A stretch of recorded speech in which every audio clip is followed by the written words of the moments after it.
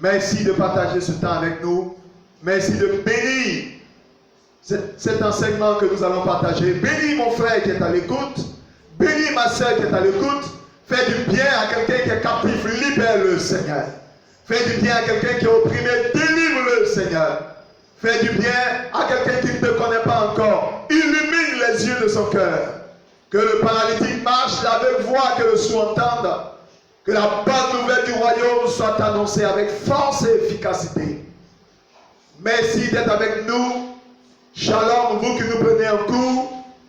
Je suis très heureux de partager ce temps avec vous. Toute cette semaine, nous allons travailler autour d'un thème que j'ai intitulé « Vous êtes une nouvelle créature », inspiré du passage de 2 Corinthiens 5, à partir du verset 17, que je vais vous lire tout à l'heure.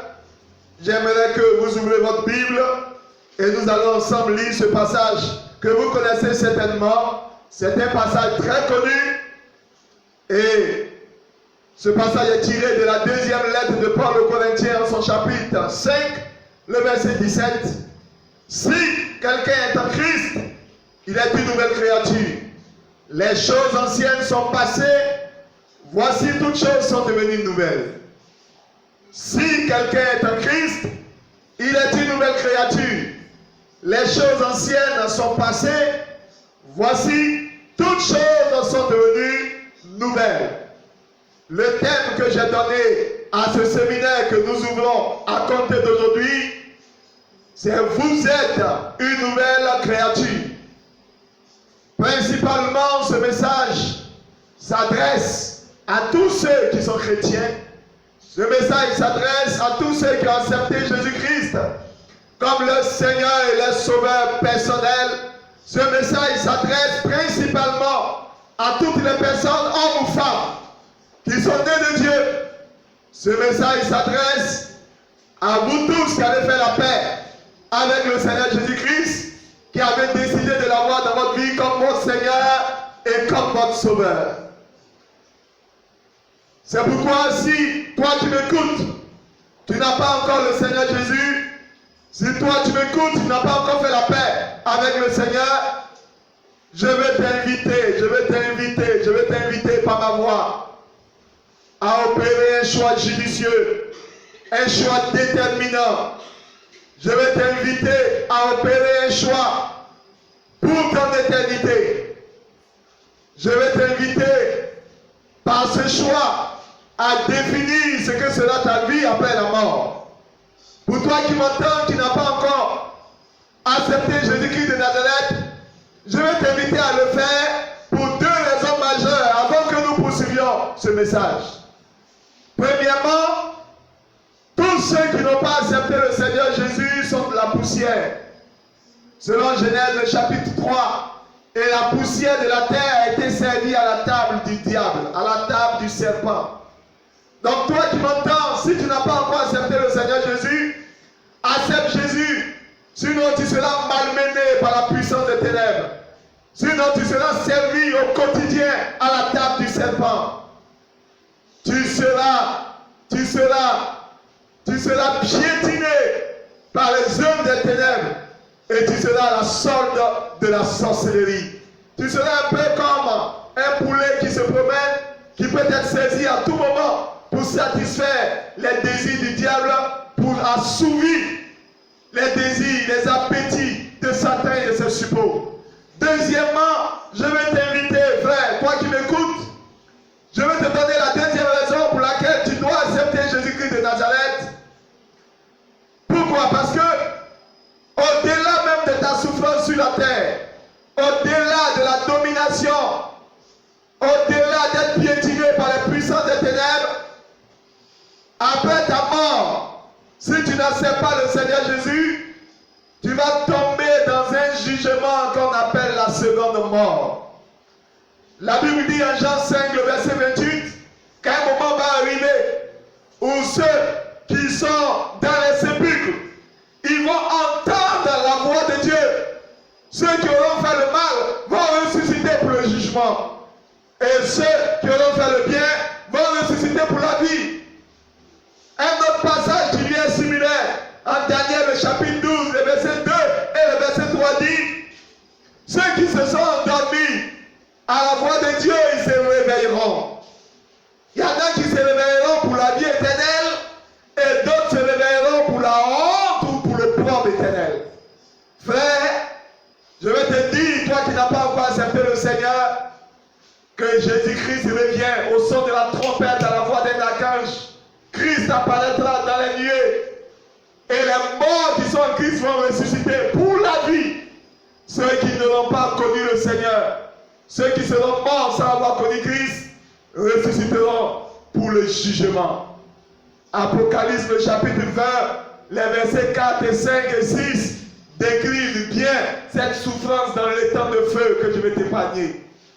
Où ces personnes-là seront non seulement couverts de vers, seront rongés par les vers, ils seront souffrants dans les temps de feu. Et la Bible dit, ils crieront, ils appelleront la mort, mais ils ne mourront pas. Ils souffriront éternellement. C'est de ce jugement-là, frère, toi qui m'entends, qui n'as pas encore fait la paix avec le Seigneur Jésus.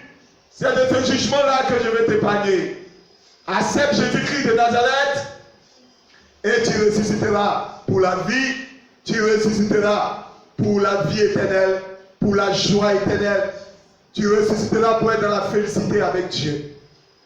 Revenons à ceux à qui notre message, ce message de ce jour est adressé, ceux qui ont Jésus-Christ de Nazareth. Le thème qui nous réunit, c'est vous êtes une nouvelle créature. Ce message a pour objet de vous définir qu'est-ce que j'entends par être une nouvelle créature. Ce message a pour objet de vous éclairer au sujet de ce vocable, au sujet de ce thème. Vous êtes une nouvelle créature. Qu'est-ce que j'entends par être une nouvelle créature? Frère, c'est important que aujourd'hui je plante le décor. Aujourd'hui j'introduise ce séminaire que nous allons poursuivre samedi et clôturer le dimanche. Ce que vous n'arrivez pas à définir, vous ne pouvez pas le devenir. Amen. Ce que vous n'arrivez pas à définir, vous ne pouvez pas non plus le manifester. Il est important que d'entrée de jeu, je vous définisse qu'est-ce que c'est qu'être une nouvelle créature afin que vous arriviez à le devenir.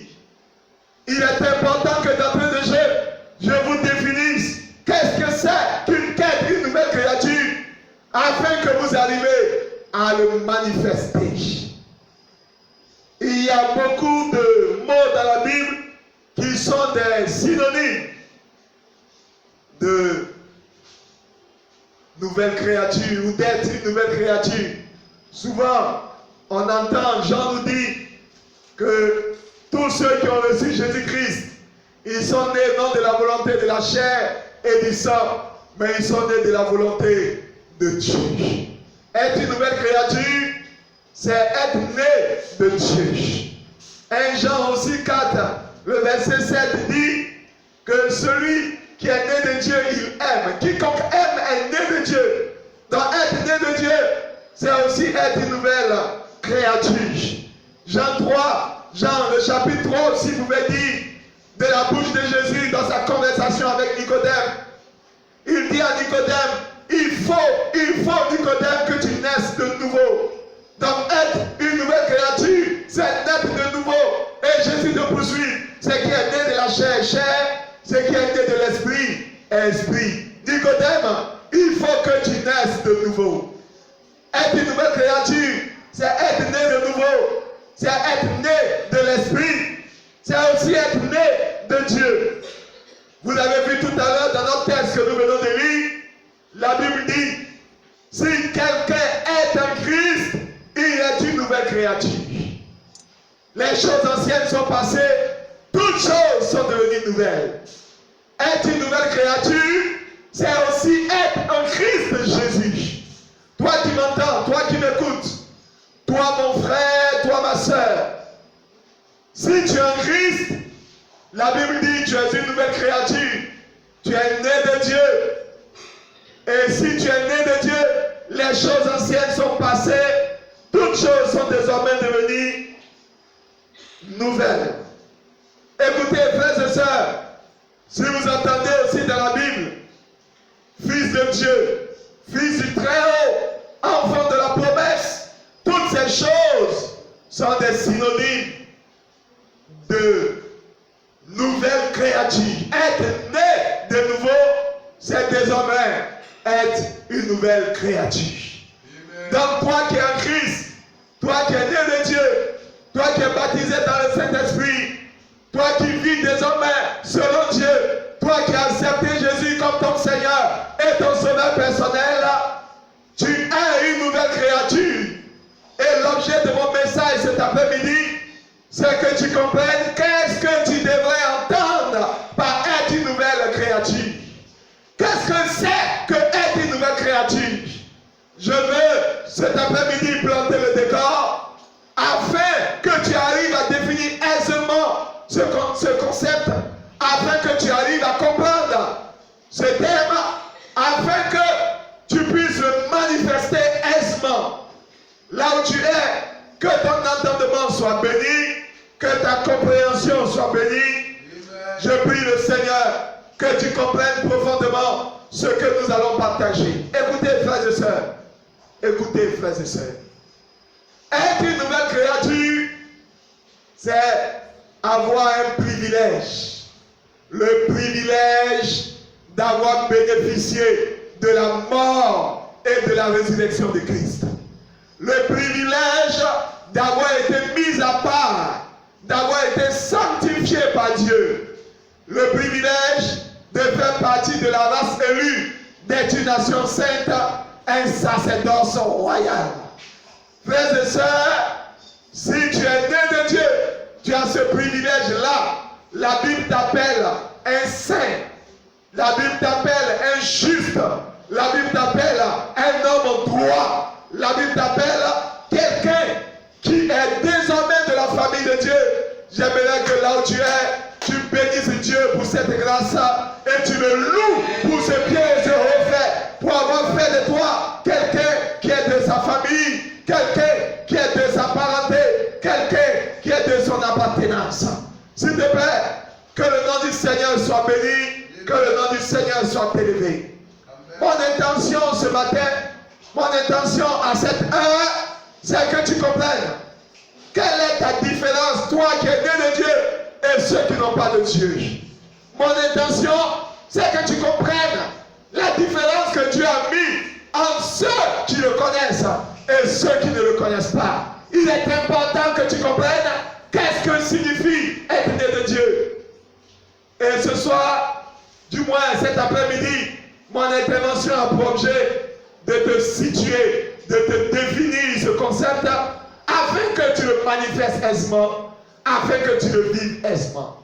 Écoutez, frères et sœurs, je vais vous lire un passage afin que vous compreniez que la création de Dieu est de deux ordres.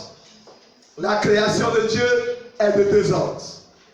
Il y a ceux qui font partie de la génération des premiers hommes, c'est-à-dire ceux qui sont en Adam, et Anna qui font partie de la deuxième création, c'est-à-dire qui font partie du deuxième ordre de la création de Dieu, qui sont ceux qui sont en Christ, qu'on appelle les seconds, le second homme. J'aimerais que nous lisions cela ensemble en 1 Corinthiens 15, à partir du verset 20. S'il te plaît, n'oublie pas que je veux te planter le décor afin que tu comprennes suffisamment qu'est-ce que tu pourras entendre par vous êtes une nouvelle créature. Je vous lis à partir du verset 22, 1 Corinthiens le chapitre 15. Il dit, et comme tous meurent en Adam, de même aussi, tous revivront en Christ. Mais chacun en son rang, Christ comme prémisse, puis ceux qui appartiennent à Christ lors de son avènement. Je lis à partir du verset 20, il dit, mais maintenant, Christ est ressuscité des morts. Il est le prémisse de ceux qui sont morts. Car puisque la mort est venue par un homme, c'est aussi par un homme qu'est venue la résurrection des morts. Et comme tous meurent en Adam, de même aussi tous revivront en Christ. Frère, il y a un contraste. Il y a une première catégorie que appelle ceux qui sont en Adam. Il y a une deuxième catégorie qu'on appelle ceux qui sont en Christ. Je vous lis le verset 47. La Bible dit, le premier homme tiré de la terre est terrestre. Le second homme est du ciel. Jésus me dit te dire, celui qui est né de nouveau, celui qui est de la nouvelle créature, il n'est pas né en Adam. Il est né en Christ. Le premier homme, Adam, a été tiré de la terre et donc il est terrestre. Le deuxième homme, c'est-à-dire le second homme, lui il est du ciel parce qu'il sort de Christ. Celui qui est de la nouvelle créature, il n'est pas de la terre. Il est du ciel, il n'est pas terrestre, il est céleste. Je vais te dire, toi qui m'entends, si tu es né de Dieu, je vais te dire, toi qui m'entends, si tu as accepté Jésus-Christ de Nazareth, il faut que tu puisses accepter ton identité. Tu es céleste, tu n'es pas terrestre. Tu es tiré de Christ, tu n'es pas tiré d'Adam. Il est important que tu comprennes cette différence. Donc sur la terre, il y a deux catégories d'hommes. Il y a des hommes qui sortent d'Adam, ceux qui n'ont pas accepté Jésus-Christ de Nazareth. Et il y en a d'autres qui sortent de Christ, qu'on appelle aujourd'hui des chrétiens. Ceux-là, ils ne sont pas de la terre, ils sont célestes, ils ne sont pas charnels, ils sont spirituels. Donc toi qui m'entends, s'il te plaît, si tu es né de nouveau, si tu es né de Dieu, j'aimerais te dire qu'il y a une différence entre les êtres humains qui sont tirés de la poussière de la terre et toi qui es né de Dieu, qui est tiré de Christ et donc qui vient du ciel. S'il te plaît, comprends alors que sur cette terre-là, tu n'es pas sur la terre. Tu n'es pas sur ta terre d'origine, tu es sur ta terre d'accueil. Parce que toi, tu es un ambassadeur et ton pays d'origine, c'est le royaume des cieux. S'il te plaît, c'est déjà une grâce parce que Dieu met une différence entre toi qui es du ciel et ceux qui sont d'Adam.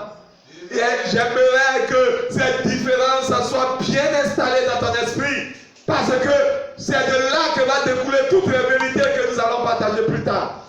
Deuxièmement, j'aimerais te dire, en Genèse, le chapitre 3, à partir du verset 15, et j'aimerais attirer ton attention là-dessus, c'est Dieu qui parle. L'Éternel dit au serpent, à partir du verset 14, l'Éternel Dieu dit au serpent, puisque tu as fait cela, tu seras maudit en tout le bétail et en tous les animaux des champs. Tu marcheras sur ton ventre, tu mangeras de la poussière tous les jours. Verset 15. Je mettrai inimitié en toi et la femme, en ta postérité et sa postérité. Celle-ci t'écrasera la tête et tu lui blesseras le talon.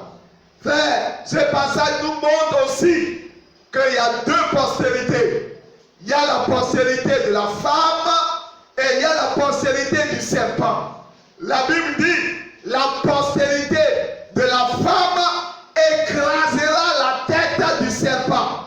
Écoutez, frères et sœurs, il y a une différence entre la postérité du serpent et la postérité de la femme.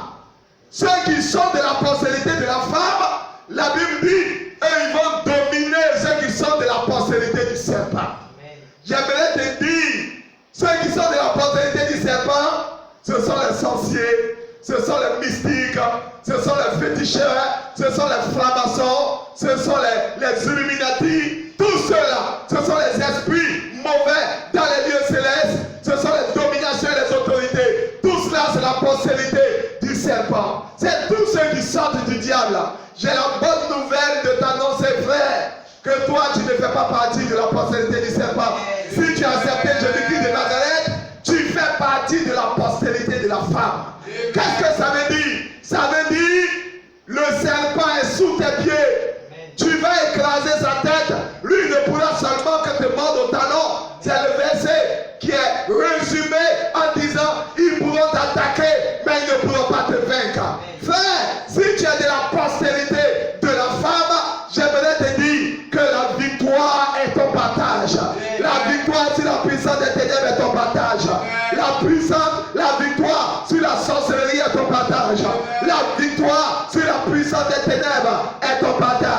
Il y a un mot que le serpent ne connaît pas. C'est le mot victoire. C'est pourquoi David pouvait dire, la victoire appartient à l'Éternel. Et la victoire appartient à tous ceux qui sont de l'Éternel. Si toi qui m'écoutes, si tu es de Dieu, toi qui m'écoutes, si tu es de la prospérité de la femme, toi qui m'écoutes, si tu es né, si tu es en Christ, si tu es né de Dieu, si tu es né de l'Esprit, j'aimerais que tu comprennes que le serpent est sous tes pieds. La puissance des ténèbres est sous tes pieds. Les dominations et les autorités sont sous tes pieds. Tu peux célébrer Dieu pour cette gloire parce qu'il a mis trône, autorité et dignité sous tes pieds. J'aimerais que tu comprennes. C'est cela qui est la nouvelle créature. Et si tu es né de Dieu, tu fais partie de cette nouvelle créature. Permets-moi encore de poursuivre, frère, afin que tu comprennes ce que Dieu a fait de toi. Afin que tu comprennes tes racines en Christ, afin que tu comprennes ton identité réelle et que tu ne te laisses plus définir autrement. Ce que je suis en train de dire, si tu es né en Christ, peu importe ton âge, peu importe ta nationalité, peu importe ton statut civil, peu importe ta fonction, peu importe tes origines, les choses anciennes sont passées et ce que je suis en train de déclarer, ce sont les choses nouvelles que Dieu a accomplies dans ta vie.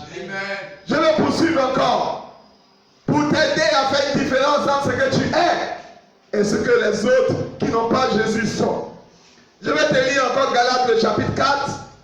Je vais te lire les versets 22, les versets 23, les versets 24, les versets 25, les versets 26.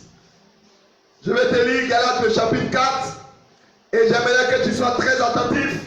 Je lis à partir du verset 22. Galates le chapitre 4. Car il est écrit qu'Abraham eut deux fils. Il a eu deux fils, Abraham. Un de la femme esclave et un de la femme libre. Verset 23. Mais celui de l'esclave naquit selon la chair. Et celui de la femme libre naquit en vertu de la promesse. Ces choses sont allégoriques. Car ces femmes sont deux alliances. L'une du mont Sinaï enfantant pour la servitude, c'est Agar. Car Agar, c'est le mont Sinaï en Arabie. Et elle correspond à la Jérusalem actuelle qui est dans la servitude avec ses enfants. Mais, la Jérusalem d'en haut, elle est libre. C'est notre mère. Car, il est écrit, réjouis-toi stérile, toi qui n'enfantes point, éclate épouse écrit, toi qui n'as point éprouvé les douleurs de l'enfantement, car les enfants de la délaissée seront plus nombreux que les enfants de celles qui étaient mariées. Pour vous, comme Isaac, vous êtes des enfants de la promesse, et de même, alors que celui qui était selon la chair persécutait celui qui était né selon l'esprit, ainsi en est-il encore maintenant. Alléluia. Écoutez, frères et sœurs, Dieu fait une différence. La Bible dit Abraham a eu deux fils. Un est né de la femme esclave qui s'appelle Agar, qui correspond aujourd'hui à la Jérusalem actuelle, qui est en Arabie et qui est dans la souffrance. La Bible dit l'autre enfant, qui est Isaac, il est né d'une autre femme, qui est Sarah, qui était une femme libre. La Bible dit, elle, c'est notre mère. Et regardez ce que la Bible dit. La Bible dit, la première femme, elle correspond à la Jérusalem actuelle, qui est dans la souffrance. Mais la deuxième, c'est la Jérusalem d'en haut. Elle est libre, c'est notre mère. Écoutez, frères et sœurs, écoutez. Écoutez, Dieu fait une différence entre la Jérusalem d'en bas et la Jérusalem d'en haut. J'aimerais te dire, toi qui es né de Dieu, j'aimerais te dire, toi qui es une nouvelle créature, j'aimerais te dire, toi qui es né de l'Esprit, j'aimerais te dire, toi qui es en Christ, tu ne fais pas partie de la Jérusalem d'en bas, qui est dans la servitude, c'est-à-dire qui est dans l'esclavage, qui est dans la souffrance, et qui est dans la souffrance actuellement. Mais la Bible dit, toi tu fais partie de la Jérusalem d'en haut, elle qui est libre. Toi qui m'entends, écoute-moi bien. Si tu as accepté Jésus-Christ de Nazareth, Il faut que tu acceptes que tu n'es plus esclave. Tu n'es plus esclave. C'est pour la liberté que Christ a affranchi. Écoutez, tu n'es plus en bas, tu es en haut. Tu ne fais pas partie de la Jérusalem actuelle qui est dans la souffrance. Mais tu fais partie de la Jérusalem d'en haut. S'il te plaît, j'aimerais que tu acclames le bénéfice que Christ a accompli pour toi à la croix de Golgotha. J'aimerais que tu comprennes. Tu es d'en haut, tu n'es pas en bas. Tu n'es pas de la terre, tu es en haut. Comme Agar, du moins comme Sarah. Tu es libre, tu es d'en haut. Tu représentes Sarah. Tu n'as rien à foutre avec Agar. Agar est d'en bas. Elle est dans la servitude avec ses enfants. Amen. J'aimerais te dire, toi qui m'entends. J'aimerais te dire, toi qui m'écoutes. Toi mon frère, toi ma soeur. Si tu as accepté Jésus-Christ de Nazareth, j'aimerais que tu acceptes que non seulement Christ, selon Colossiens 1, le verset 13, t'a délivré de tes péchés, mais il t'a transporté dans le royaume du Fils de son amour. Il t'a fait asseoir là-haut dans les lieux célestes. Désormais, tu es en haut dans la Jérusalem céleste. Tu es un juif spirituel. Amen. Et tu es plus élevé que le juif charnel. J'aimerais que tu célèbres Dieu pour cette grâce qu'il t'a faite. Et c'est ce qui est résumé en Jean 3 à partir du verset 31 et que j'aimerais te lire. S'il te plaît, je vais planter le décor. Je vais asseoir les bases des vérités que nous allons partager le vendredi et dimanche. Écoutez ce qui est écrit en Jean 3, le verset 31. Et je vous lis cela. La Bible dit, celui qui vient d'en haut est au-dessus de tous. Celui qui est de la terre est de la terre. Il parle comme étant de la terre. Celui qui vient du ciel est au-dessus de tous. Si tu as accepté Jésus-Christ, si tu es né de Dieu, si tu es né selon l'Esprit, permets-moi de te dire que tu es de la Jérusalem d'en haut. Tu viens d'en haut et tu es au-dessus de tous ceux qui sont de la terre. Car est-il écrit, celui qui vient d'en haut est au-dessus de tous. Celui qui est de la terre est de la terre. Il parle comme étant de la terre.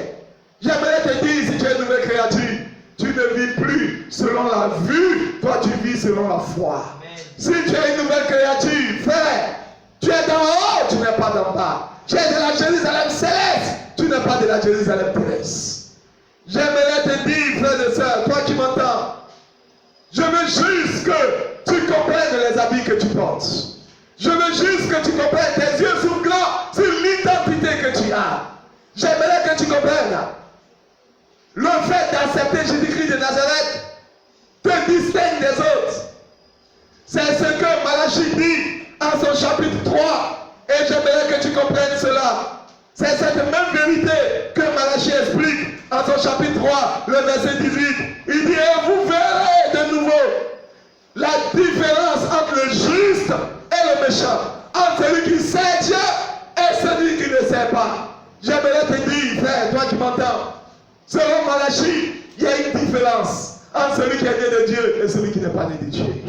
Il y a une différence entre celui qui appartient à la nouvelle création et celui qui n'appartient pas à la nouvelle création. Il y a une différence entre celui qui est de la terre et celui qui est en haut. Il y a une différence entre celui qui est de la Jérusalem actuelle, qui est dans la servitude, et celui qui est dans la Jérusalem céleste, qui est dans la liberté que Christ donne. Il y a une différence, mon frère, entre le juste et le méchant. Il y a une différence entre celui qui sait Dieu et celui qui ne sait pas. Si quelqu'un est en Christ, il est une nouvelle créature. Les choses anciennes sont passées et toutes choses sont devenues nouvelles. Ceux qui ne sont pas en Christ, ils sont condamnés à vivre les anciennes choses. Ceux qui ne sont pas en Christ, ils sont condamnés à être les anciennetés. Ils sont condamnés dans le passé. Ils sont condamnés dans la pourriture de la condamnation du passé. Mais si quelqu'un est en Christ, les choses anciennes sont passées. Son péché est passé. Son ancienne vie est passée. Désormais, Dieu a ouvert pour lui des nouvelles pages pour sa destinée. S'il te plaît, mon intervention de cet après-midi a seulement pour objet de te rappeler qu'en tant que nouvelle créature, vous verrez désormais la différence entre celui qui sait Dieu et celui qui ne sait pas. Amen. Entre le juste et le méchant. N'accepte pas de te confondre aux autres. n'essaie pas de te mélanger. N'essaie pas de te compromettre. Il y a d'une part ceux qui viennent d'en haut, il y a d'autre part ceux qui viennent d'en bas. Il y a d'une part ceux qui sont appelés les justes, il y a d'autre part ceux qui sont appelés les méchants. Il y a d'une part ceux qui servent Dieu, et il y a d'autre part ceux qui ne le servent pas. Il y a d'une part ceux qui appartiennent à la postérité du serpent. Il y a d'autre part ceux qui appartiennent à la postérité de la femme. Il y en a d'autres qui sont dans Adam. Il y en a d'autres qui sont en Christ. Il y en a d'autres qui ressemblent à Agar, qui est dans la servitude actuellement avec ses enfants. Il y en a d'autres qui ressemblent à la Jérusalem d'en haut, qui est notre mère qui est libre. Il y en a qui sont d'en bas, il y en a qui sont d'en haut. Frères et sœurs, il y en a qui marchent selon la chair, il y en a qui marchent selon l'esprit. J'aimerais que tu ne te compromettes pas, que tu ne te mélanges pas, que tu creuses la différence entre ceux qui appartiennent à Dieu et ceux qui n'appartiennent pas à Dieu. Toi qui es à Christ, tu es une nouvelle créature. Les choses anciennes sont passées, tu es devenu une personne nouvelle. S'il te plaît, mon message de cet après-midi a pour objet de te démontrer ton identité, de t'expliquer ton identité, parce que tu ne peux pas devenir ce que tu n'arrives pas à définir. Tu ne peux pas manifester ce que tu ne comprends pas. J'espère, par ces quelques mots, que tu t'es ravivé l'esprit.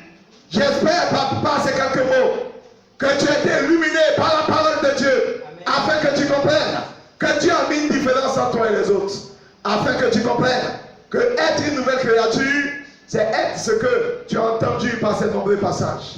Sois béni là où tu es. Sois consolé si tu passes par un temps difficile. N'oublie jamais, s'il te plaît, il y a une différence entre toi qui es né de Dieu et les autres.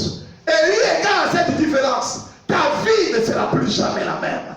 Eu égard à cette différence, ta famille ne vivra pas selon un standard que la famille des autres connaît, que la famille des autres connaissent. Eu égard à cette différence, les choses que tu as connues dans le passé vont disparaître.